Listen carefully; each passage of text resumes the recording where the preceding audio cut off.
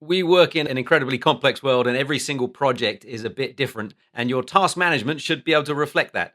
So, in the scope module inside Plannerly, we just had a serious upgrade.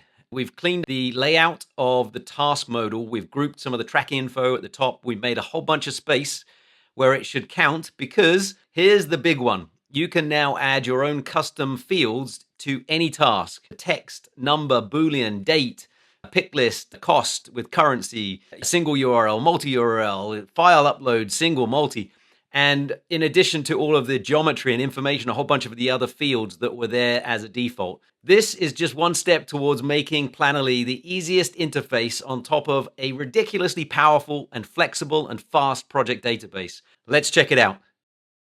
So the previous look and feel, and now the new look and feel. A lot more flexibility, and it makes room for a massive upgrade. You've got now the ability to add project fields, and they can be any data type. Previously, we had up to types for the description and the geometry and the checklist items. So here we can see, for example, the geometry, and we can change that. Obviously, information requirements and understanding those in detail, etc. But now we can add as many of these as we like. So they are custom fields, and going into the settings, we can choose any one of these. So if we've got one or we've done one before, in anything from the lead time, the documents for specific reasons, maybe quality assurance documents, technical documents, maybe some special considerations for coordination for specific parts of the scope, records and client approvals, submission dates and budgets, and a whole bunch of things, costs, and just a really crazy amount. Let's use this as the example. If I bring something in with all of this checked, just need to bring one item in. Let's bring in something from the model. What we're going to do is bring in all of these data fields along with this specific item. I'm going to put it in the architectural scope just so that it's where I can see it, and it's brought in this record.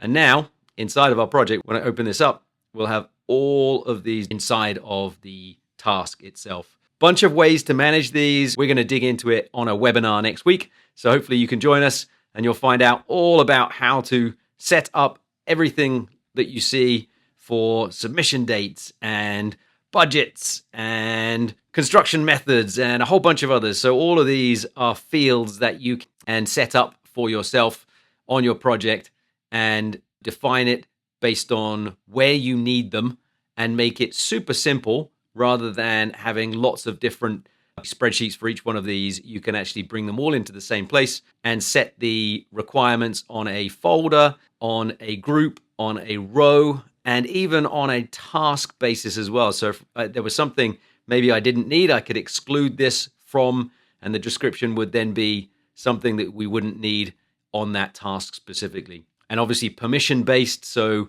all defined by management, and there's a new permission inside of the project settings for some of these, and being able to manipulate them or not based on your permissions. So hopefully we'll see you next week in the webinar. Take care until then.